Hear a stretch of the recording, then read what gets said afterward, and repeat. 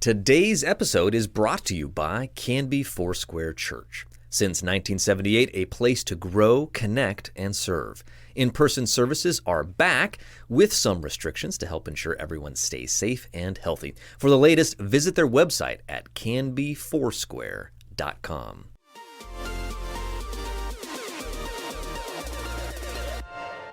Welcome to Now Hear This Canby, your source for news. The threat of a possible teacher strike was avoided this week. There's a new, irresistibly cute creature winning over fans, and its name is Scootaloo. Sports? It's like Lucy in the football. You want to kick a field goal, if they take it away from you. We had to learn how to win. Goal can't be in the last second of the game! And interesting conversations. Because I'm one of the strongest girls ever, and I know that for a fact. I just really enjoy writing gossip as if I was a bear. With an old maid daughter that make the best moonshine in the coast. And if it would have hit me in the face, I think I would have died. I really do. I guarantee you would have died, man. Are you kidding me?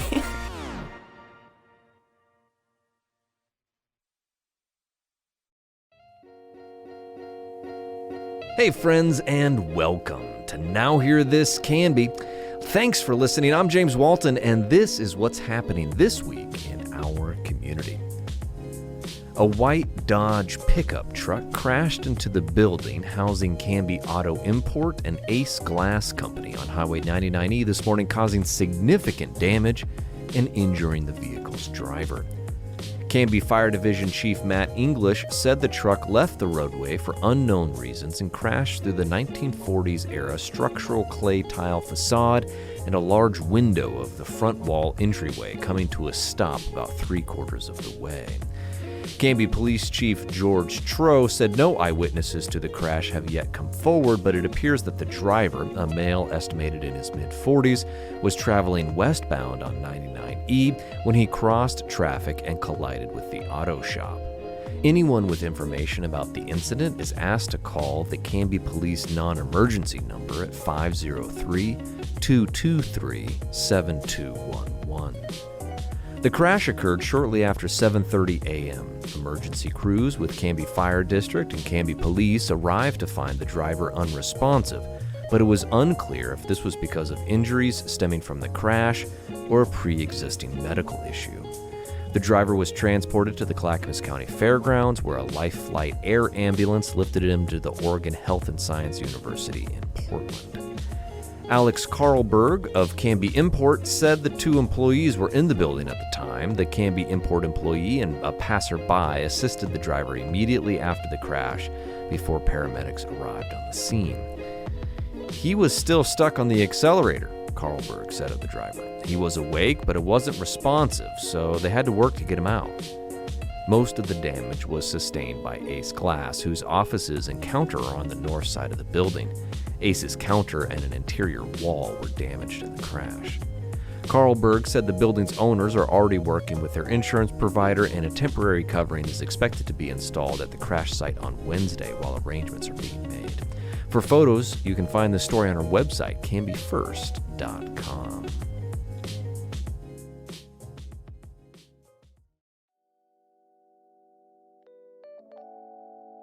The effects of Governor Kate Brown's vaccine mandate will be minimal on Canby's schools and students, as virtually all of the district's 600 employees were fully vaccinated or received an approved exemption before Monday's deadline. Out of 600 employees, only one was lost directly because of the mandate. District Communications Director Kristen Wohlers told Now Hear This Canby podcast in an email, "We have not placed any employees on leaves of absence." The one employee was not one of the district's 315 teachers, Wohlers clarified. About 95% of the district staff and 96% of teachers are fully vaccinated, according to the district's data, with the remainder receiving an approved religious or medical exemption. The 99.83% compliance rate is similar to what Lake Oswego, Westland, Wilsonville, and other districts are reporting, Wohlers said. Portland Public Schools reported this week that 96% of its employees have been fully vaccinated, with another 1% in progress. More than 100 PPS employees received exemptions to the governor's mandate, and only 37 are facing termination out of a workforce of nearly 7,500. In nearby Beaverton School District, nearly 97% of employees are vaccinated, with another 3% applying for a religious exemption and less than 1% requesting a medical exemption. Wohler said, quote, "We have been working diligently with our staff to make this process as smooth as possible. We are pleased with the outcome. Canby School District has an amazing student-centered staff, so we are thrilled this process went as well as it has." A separate mandate covering healthcare workers, including EMTs, also took effect this week as well, and the Canby Fire District reported that it will lose 0 workers or volunteers related to the new rules. Chief Jim Davis said 74% of district personnel are fully vaccinated, with the rest receiving approved exemptions. Canby Fire does a great job following all OHA and governor's requirements, Davis said. Fire and EMS crews use full PPE on all calls and decontaminate all medical equipment and apparatus after every call. Davis attributed the district's success to, quote, "the dedication and commitment by all employees to keeping our citizens safe."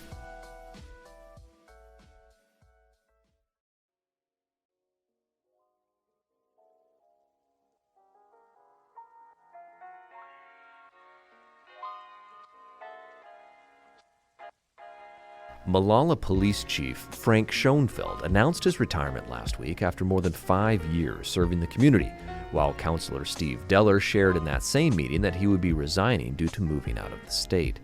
Schoenfeld became emotional as he addressed the city council and community on Wednesday, likening his bond with the police department and city government to strong family ties. "I'm calling you all my close friends," he said. "I always recognized the significance of my position, and I tried my best to represent you, my department, and our citizens. Being part of this team has meant being part of some significant accomplishments with the department and the city of Molalla." A former patrol sergeant and detective sergeant for the Canby Police Department, he joined the Molalla force in 2016 before succeeding Rod Lucic as chief 3 years later. However, he has lived in Molalla for 30 years. Prior to his retirement from Canby PD, Schoenfeld had also served as supervisor assigned to the South Metro Gang Task Force. His law enforcement career, which spans more than 3 decades, also includes 6 years with the Oregon City Police Department and 10 with the Clackamas County Sheriff's Office, where he served in patrol, special weapons and tactics, special investigations, case management, and on the Regional Organized Crime and Narcotics Task Force. "I started this amazing journey 32 years ago," the chief said. "I've experienced so much, and I just simply could not ask for more. I've been so blessed, but it is time now for me to step down and let this team that we've built together carry the torch. I've no doubt that this department will continue to progress and grow into an even better agency than it is now. I have no doubt they will do so with the highest integrity, dignity, and honor." Achievements Schoenfeld cited during his tenure included the hiring of 4 new officers, beginning the process of replacing aging equipment and computers with new technology, and a fleet of vehicles, a new officer training program, and the formation of a bicycle patrol unit and human trafficking unit that has been modeled by other agencies. The department also created a new contingency fund for the eventual construction of a new department headquarters, which Schoenfeld said is badly needed, and they remodeled the current digs for use by City Hall in the future. Schoenfeld's last day with the Molalla PD will be November 30th. He promised to do all he could to help with the transition to a new chief. City Administrator Dan Huff said the city would not be using an outside recruiter to replace Schoenfeld and expects to share more details about the plan and the timeline at the next council meeting. "Our city is losing a huge asset with Chief Schoenfeld retiring," Molalla Mayor Scott Kaiser told Now Hear This Canby. "He has built such a great attitude within our department. He will be sadly missed." While Schoenfeld's retirement was sad but not entirely unexpected, Councilor Deller did surprise with his announcement that he would be stepping down less than a year into the term he won in the November general election. Deller, who was originally from Canby and attended Oregon State University before settling back in Molalla to raise a family, told his colleagues that he would miss the community. Deller said he appreciates the values of the community and its way of life. "The values of Molalla are just incredible," he said. "There's unity and independence I don't understand. The people are stubborn and they are helpful, and I love it. I wish the state of Oregon espoused the same values we see here, but it doesn't." Deller said he and his family are moving to Texas. We just felt a real calling there, he said. God gave us a sign, we got a definite sign, a real push in that direction, and it's all coming together much faster than we expected. I really enjoyed my time here, and I look forward to coming back to visit. Kaiser told Now Hear This Canby that the city will be announcing the open vacancy at the October 27th council meeting, along with the timeline for the application process. Kaiser said he hopes the council will complete the process to seat a new councilor before the end of the year.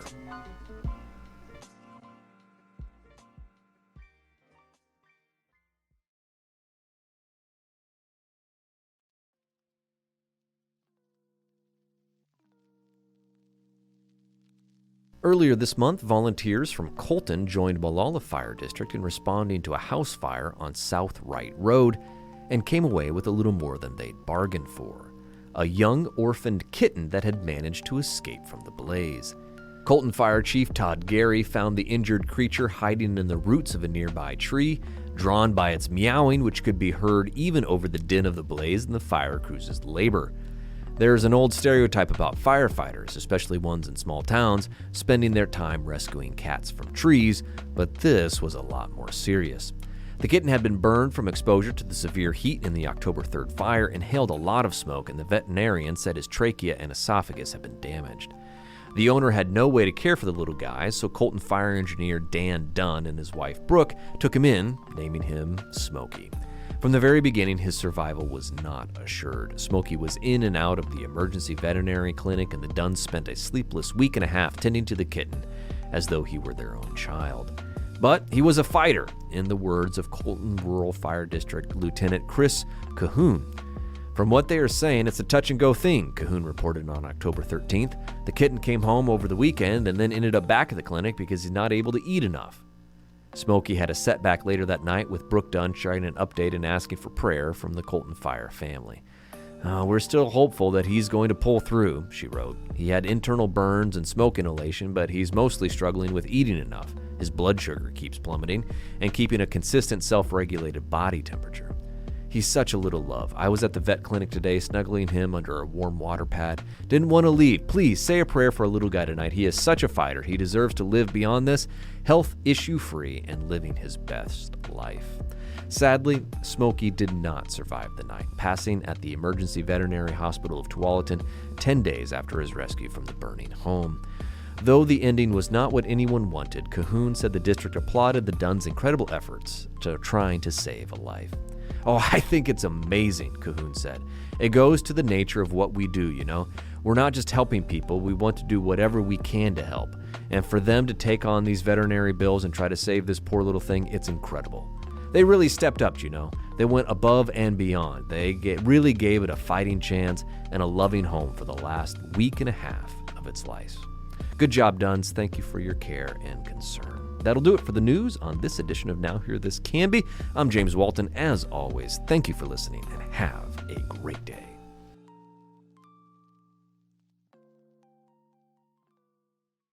And now, a message from Donna Ellison of Ellison Team Homes.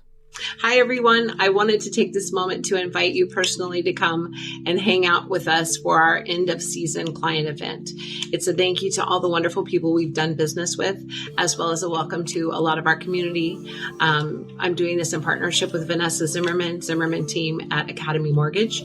It's just kind of our way of saying thank you. We've really enjoyed getting to know you, doing business with you, etc. We'll be outside. We're sensitive to the fact that we're in COVID, still dealing with that. So it will be spread out. People will have room to breathe and sit and walk and talk. Reckless Company, if you've never heard them before, they're awesome. They're going to be playing. We'll have TMK here. I can't wait to try the corn dog. I've been waiting like 2 years to try this corn dog. So it looks amazing, and I've heard it's amazing, and I think there's quite a following. Also, they'll have all kinds of other food. We'll have beer and cider. Everything's hosted, of course, as a thank you. Again, it's for our clients. It's for our community. We really, really want to come and celebrate. We'll have swag for you, all kinds of fun things for the kids. We hope to see you on 9/16 from 4 to 8 in the afternoon.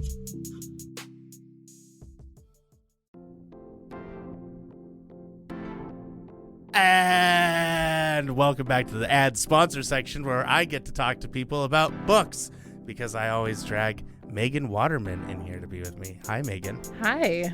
How's it going? That's not a bad thing. Talking about books is always the best time. I think you know of all people that I can talk about books endlessly. I do.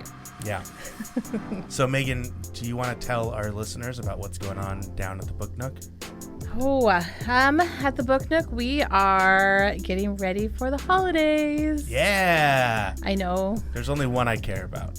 And by the time this ad comes out, it's basically over. Are you talking about Halloween? Yeah, I like spooky, scary stories. I know you do. We've got a lot of great spooky, scary stories in right now. Yeah? Yeah? We do, but spooky, scary stories are also good for Christmas. Do you have a favorite author that writes spooky, scary stories that are appropriate for Christmas? You go with your classic Charles Dickens, right? Yep. Some Christmas Carol stuff. Absolutely, that's my favorite. That's the best. There's M.R. James. I know about him. He did a whole series of short scary stories for Christmas. Short scary stories. I don't know. Christmas in general is kind of scary. Depends on how many people you have to buy for. How many people you have to cook dinner for. Right. Speaking of cooking dinner, Thanksgiving is coming up. Thanksgiving is coming. We have got some beautiful cookbooks in recently, and some really cute kids cookbooks just came in if you want to start cooking with your grandkids or starting to train up your little ones to cook Thanksgiving dinner so you can just sit on the couch and watch football. And right now is the time to go in, right? Yes. Because waiting until Christmas Eve for that one special book that someone wants isn't going to work out. It's not going to be there. This year, it's no secret, the last year and a half has been a little crazy for the whole world. And that is really going to affect Christmas this year. There are going to be serious stock issues this year. So get your Christmas shopping done early. We've been working really hard to get as much inventory on our shelves and in our overstock as possible so that we have what you want at Christmas time. But if you know now a title that you want to buy for somebody for Christmas, get it now. All right. I might not be able to get it later. And what is all three of ours, because we also have Amy in the studio with us. What's all three of ours this season's book recommendation? Okay. Amy, what's your book recommendation for this season? The Night Before Christmas. All right. Yeah, that's classic. Megan? And for me, my favorite Christmas read? Okay, my favorite book that's coming out it's no secret I am an Outlander fan. I love Diana Gabaldon. There may be a cardboard cutout of Jamie Fraser in our bookstore. Book boyfriends are a thing. Yeah. And finally, book 9 is coming out towards the end of November. So you will not see me until I finish reading that. And mine is the Dungeons and Dragons Feast of Legends or whatever, the table. So make sure you guys come on down to Book Nook. Megan, where are you guys located? We are on the corner of Grant and 2nd in downtown Canby. All right.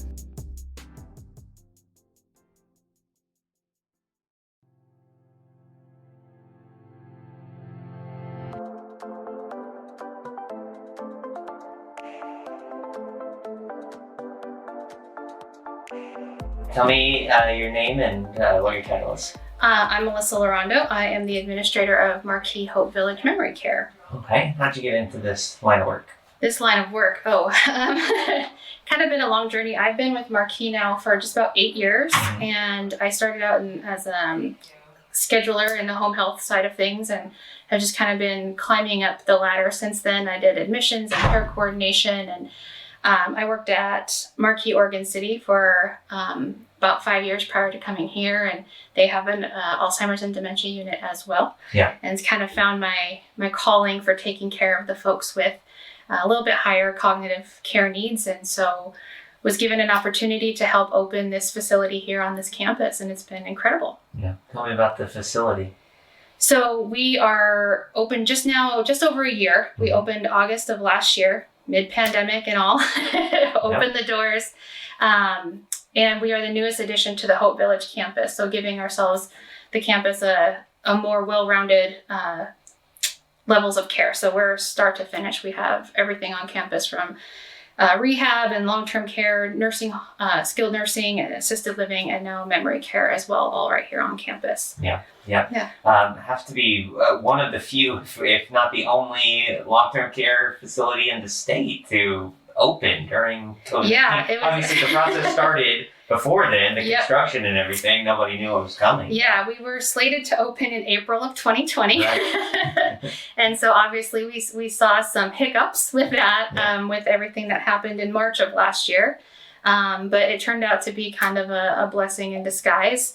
Our interview, we talked last summer about how just having this building here, during all of that, craziness where there was so many unknowns and so many things, kind of moving parts, we were able to use this facility as kind of a housing facility for folks that were helping us with the COVID outbreak and keeping, our staff able to help our residents as they needed, and also keep them safe and their families safe so they weren't going home back and forth. And it was kind of a unique opportunity that we had, but it turned out to be pretty good. And then once we got that all cleared up, we were able to just hit the ground running and start letting people come in and move some folks in. So we're a little over half full now. Awesome. That is cool how it kind of provided some flexibility and some options for you, having empty rooms here that a lot of facilities didn't have. So. It was a safe haven for sure for the whole campus. Yeah, absolutely. What are some of the things about the memory care facility here that are unique or special? Primarily, the Hope Village campus is unique in itself in that we do offer all levels of care here, and the memory care being the newest addition.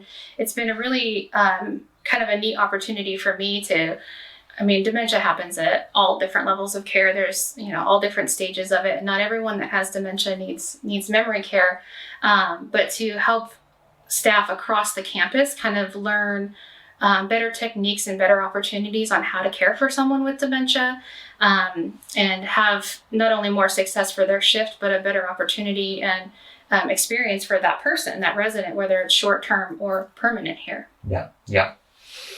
What is, tell us a little bit, what is life like here for the residents? So our goal here is really to create an experience for our residents that is as normal as possible, and normal as whatever that means to them, wherever they're at in their stage of dementia, whatever they're good at right now, whatever is important to them is what we focus on. So everyone's experience here is different. It's very tailored to what their needs are. Prior to someone moving in, we spend a lot of time with their families and get to know kind of who they used to be, what happened since their diagnosis, what kind of journey they've had, things that the families have experienced, good and bad. And we want to know those things so that we can kind of help tailor what their environment here is going to look like. Everybody's activities are a little bit different. Everybody's, day-to-day is a little bit different based on what they're able to do. But our goal ultimately is to find a way to give them purpose. Regardless of what your cognitive level is, that's everybody's kind of baseline is you need a purpose in life. So finding something that, means something to them, something meaningful, something they used to do. Maybe they can't do it anymore, but can we adapt it in a way that they can be fulfilled by doing those things? So we kind of dig in pretty deep before someone moves in and make sure that we have an idea anyway. And then, over the course of the first month or so, we get to learn a lot about them. And as they decline and progress through the diagnosis, we just keep adapting and making sure that they feel like their life is worth something.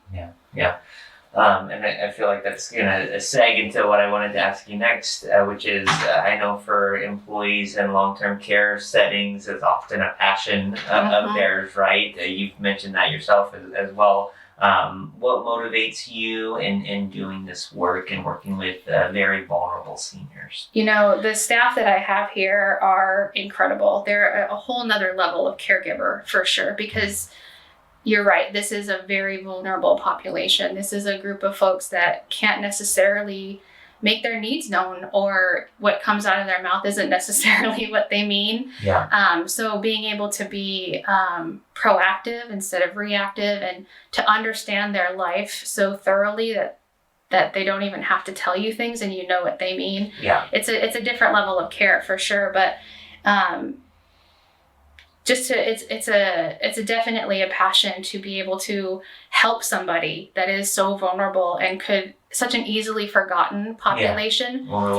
Overlooked. Yeah. It becomes really difficult when someone can't make their needs known or they become a challenge in any way. But to bring them in and help them thrive, it's probably the most rewarding level that you could really get into. I wonder if, obviously during the pandemic, it's more challenging in a lot of ways, but also is it more rewarding because you're protecting them from something that they may not even fully understand? I don't think any of us fully understand it. I won't blame that on the dementia at all. It's been a unique experience, to say the least. Challenging, of course. I mean, there's been so many different things that have come up, and it creates so many things. We crave some normalcy. But we rise to the challenge, and it's amazing how resilient human beings can be. Right. And we found ways to make it work. You know, for a long time, we couldn't have families come in here. And we had to be creative and, having folks visit through a window when you don't really understand that barrier or why you have to do that. It created a whole new network of challenges. But like I said, my staff is incredible, and the amount of training that we've done with them and help them kind of figure out how to approach and redirect, it's been as best as we could do, for sure. And we've had a lot of success.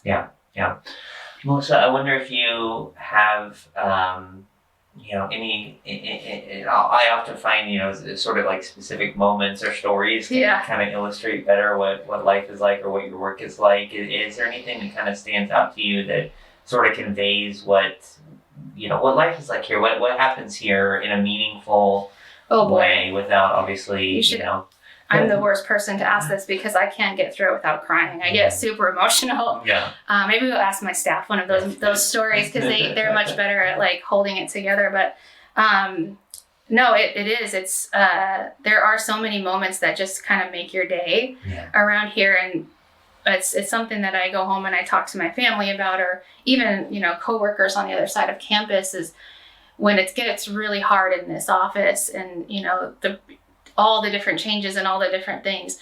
It's amazing to me how much stress relief I can get by leaving and going and spending time in the back where with my residents and just sitting with them, doing an activity, getting on the floor with my caregivers and helping them kind of get through their dinner shift or whatever they're trying to do and create kind of a little bit of help for them.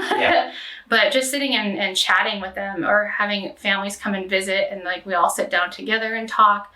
A really rewarding part of this too is a lot of families really struggle to understand what's going on with their loved one and how to maintain a meaningful relationship with someone they know so well that's changing so drastically.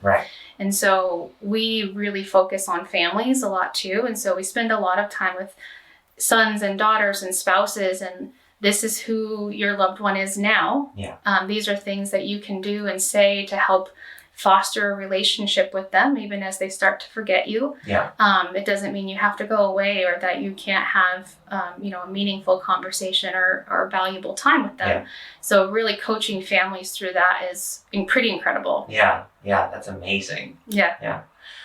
Anything else that you want to share with folks? How can people find out more about the facility, or are you doing tours and things like that? We are open for tours. You just have to be screened at the front, like everywhere else you go. We'll take your temperature, but you're welcome to come in and take a walk with us, show you around the facility. You'll probably bump into a resident or two as they're walking around. But if you are interested with getting more information without a tour, you can go to our website, marquiecompanies.com, find a facility, and you can click on the memory care link and find out all of our services, our rates, and there's also a link to a virtual tour. So you can kind of see what's going on without having to come in, or if you're interested in coming in, get a preview. Very cool. All right, thank you. Absolutely.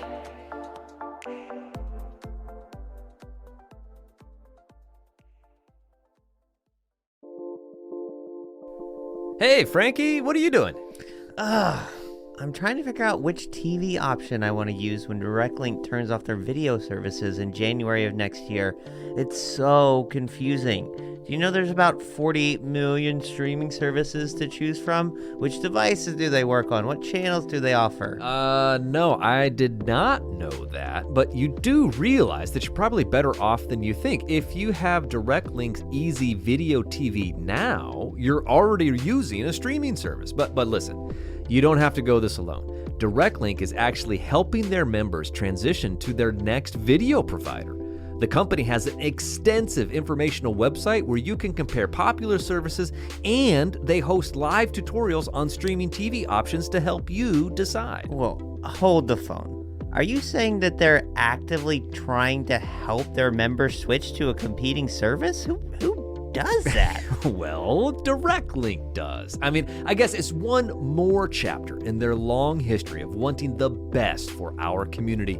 They've actually offered free classes for the past 12 years that teach our neighbors about the latest technology and internet security practices. And don't forget, they also orchestrated that popular bingo game last year that helped keep everyone entertained and connected during the lockdowns. They've also launched special programs to help keep our students connected at home during the pandemic, and partnered with the city of Canby to give free Wi-Fi year-round at 3 local parks for locals and visitors alike. Wait, DirectLink does all that? They do indeed, and that's on top of providing the best and most reliable internet and voice services in town. So, to learn more about DirectLink services or how they can help you transition to the right video service for your home, visit directlink.coop today.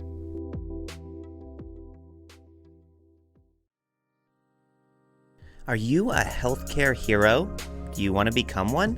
Are you looking for a position where you are valued, your time is your own, and you have ample opportunity for growth? Marquie Companies at Hope Village in Canby, Oregon offers all of that and more. They are currently hiring nurses, caregivers, CNAs, and enrolling students in their free CNA course. From competitive wages and up to $25,000 tuition reimbursement to flexible schedules and the opportunity to make a positive impact on someone's life, Marquie at Hope Village is the right place for you. Take your career to the next level and apply now to become a valued team member at Marquie at Hope Village in Canby. To learn more or apply today, text CURRENT, that's CURRENT, to 888-906-3432.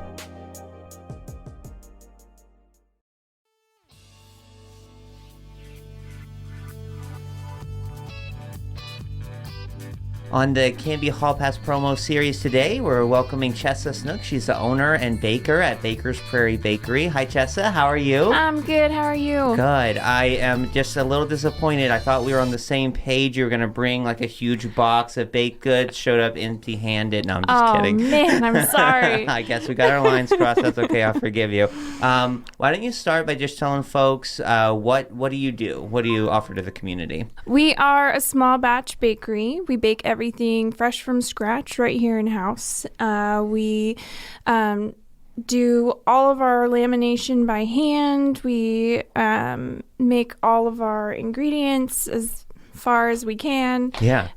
Get all of our meats locally from Ebner's. Cool. Yeah. Yeah. Cheese, I think, from TMK. Mm-hmm.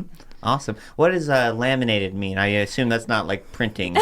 Meaning of like it is how we make our croissant dough. So a lot of places use machinery to kind of help because it is a lot easier to use machines than doing it by hand. But we have a smaller kitchen than most bakeries. Okay. And so we just do everything by hand. So we roll it, and laminating it means putting butter and dough in between. And every time you roll it and you fold it, you're creating another layer. And so you're just kind of creating layer upon layer upon layer to make really good croissant dough, pie dough, so you get that super flaky goodness. Yeah, you're making me hungry just right now. So it's not like a croissant that you can then get wet and it's like protected. No, not that quite. kind of lamination. Okay. Not quite. How and or why, kind of however you want to take it, but how and why did you get into this business? Oh my goodness.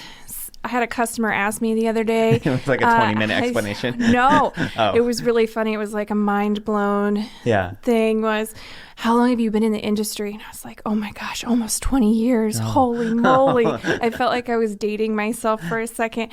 So, I always loved food, customer service, and originally I went to school for other things, and I realized that I loved working with my hands and creating something special to, nothing better than creating food to make someone smile. Like, who doesn't love good food, right? Absolutely. So I learned...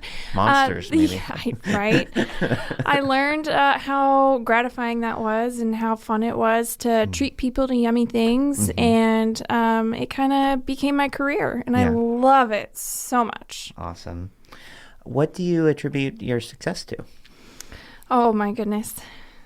I would say so many different things. I would say our wonderful employees that we've had throughout being open, our amazing customer base, my partner in crime, my husband, he's been my main supporter in everything. Our family members, like everybody has been so supportive, and the reason that we opened was because Canby is so supportive of all of their small businesses here. Like, all the businesses are part of this big community, and I feel like nobody feels like they're in competition with anyone because we're all friends. We're all in this together, and it's so much fun. Yeah. And that's what I love about Canby, and that's what makes us all feel so successful here. Yeah, absolutely.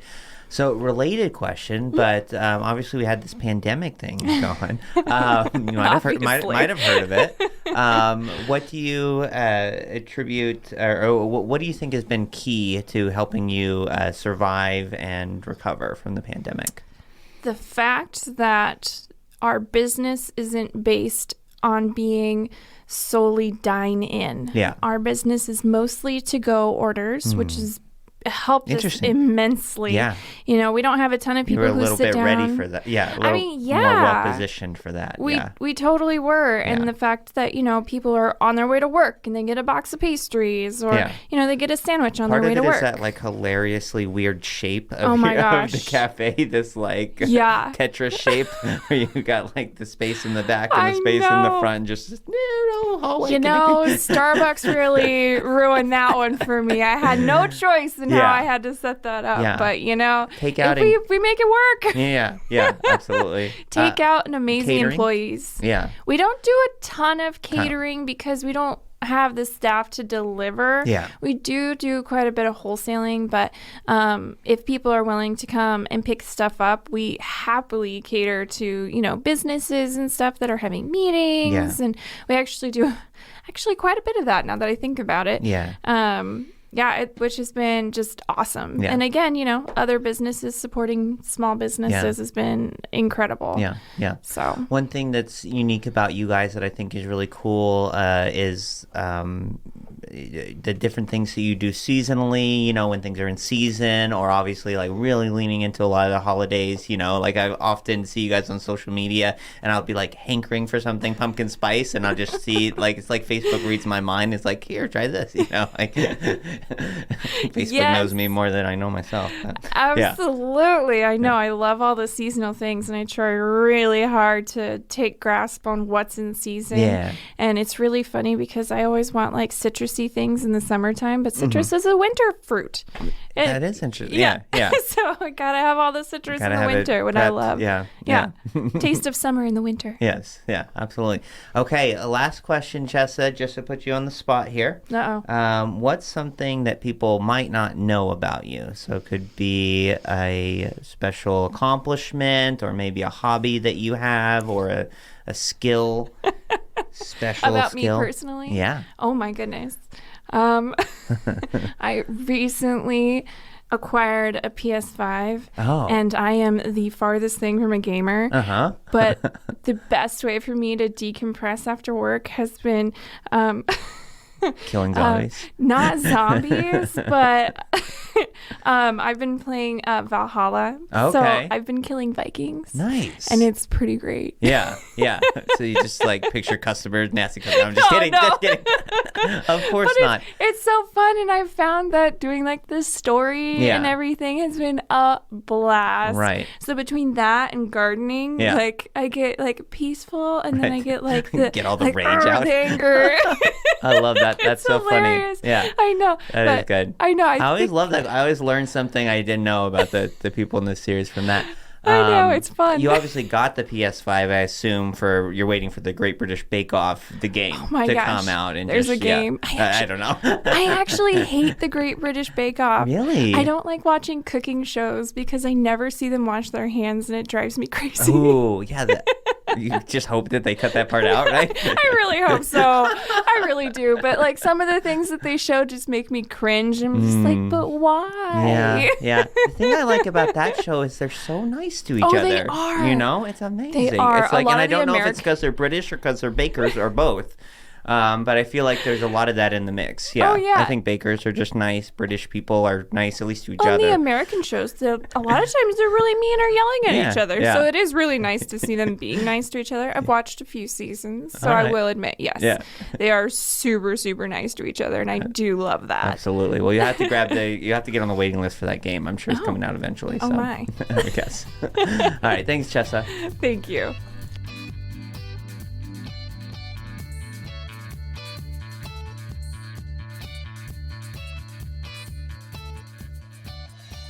Okay, on the Canby Hall Pass promo series today, we're also talking with Lacey McGraw. She's the founder and owner of the Barn Door Boutique and Decor in downtown Canby. Hi, Lacey. Hi, how are you? Good. How are you? Awesome. Good. Thanks so much for coming in today. Yeah. So, why don't you start by telling us just a little bit about your store? What can people find there? Well, so it's just a small little clothing, decor, and gift boutique downtown Canby. We have a variety of clothing and accessories, and then a small variety of gifts, and then some decor. Yeah. What's kind of the theme or? It's more Western. Yeah, Mm-hmm. yeah. So how did you get into this kind of business? Well, I started, it will be 3 years in April, this coming April. So I started about 3 years ago. Yeah. And it just was a little hobby of mine. I started doing leather work right out of high school, and it just kind of flourished into what it is now. Yeah. Started on Instagram, if I recall. Yeah, Instagram and Etsy, Yeah. And at your store, there's quite a bit of crafters work, Yep, right? we have a lot of local vendors, per se, around Oregon. So, yeah, awesome. Lacey, you've been in downtown Canby for about a couple years now in the brick and mortar store. Yep. To what would you attribute your success? Well, I think that we have a really good local clientele, but then with COVID, it kind of slumped off a little bit. So I'd say our internet business is really doing good, but we do have a lot of local people that buy on the internet as well, and then just come locally pick up. Yeah. Awesome. Awesome. Cool. Well, that kind of segues into my next question, which is the pandemic. Obviously, you opened the store just in time for COVID-19. Hung in there, which is awesome. It did. How do you feel like you survived and recovered? What helped you? A lot of online. Yeah. So we did.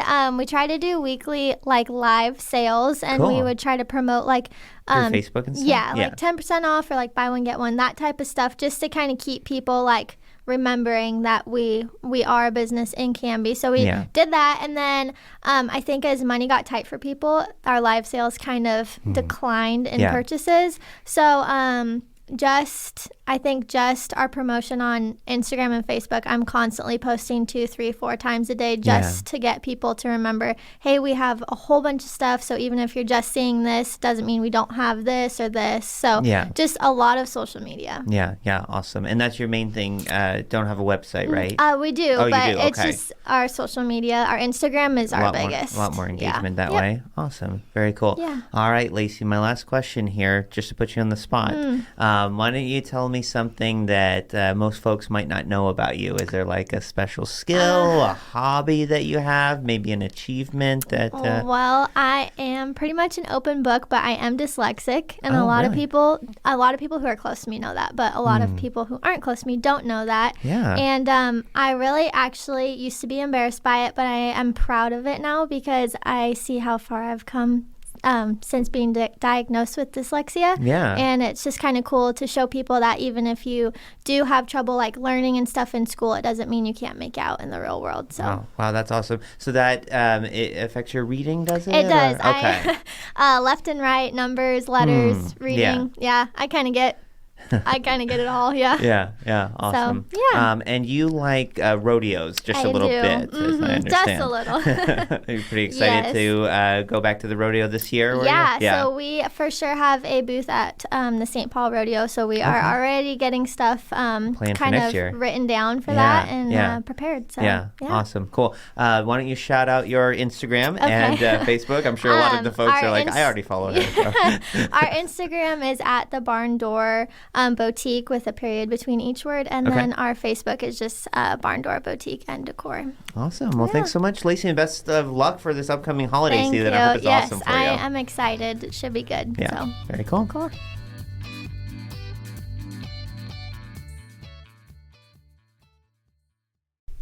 Tyler, did you know that the Australian lyrebird can mimic any sound that it hears? Even chainsaws? No, that's super interesting. Did you know that a baby puffin is called a puffling? Or that baby sea otters can't swim, so their moms wrap them up in pieces of kelp until they learn how to paddle? Wait, do you know any trivia that isn't like animal related? Not really, but here's some stuff you may not know about the Wild Hare Saloon, where Canby goes to eat and have fun. Okay. The Wild Hare is one of Canby's longest running locally owned restaurants. Owners Joan and Darren Moden have been in business for 16 years. That's cool. Yeah, heck, you were just a baby back then.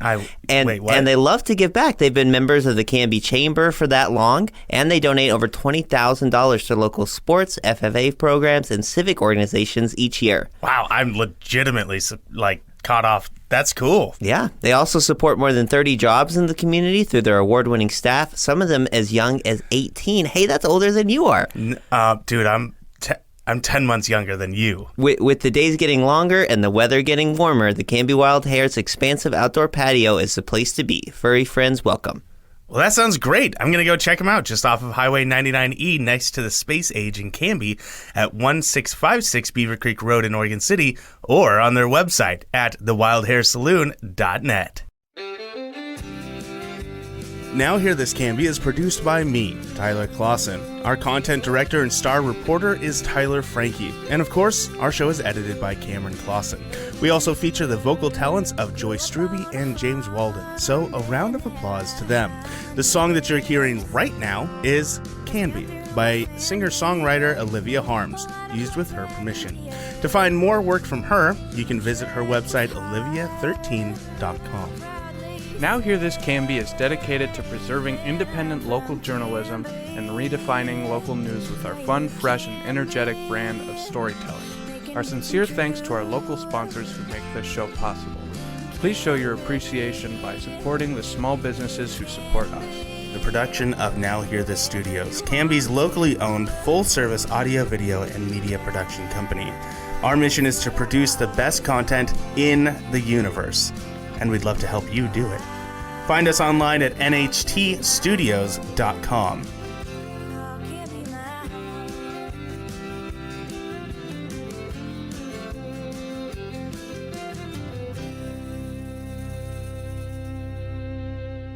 I will take a motion to adjourn. I just moved it. I didn't even ask for it, though.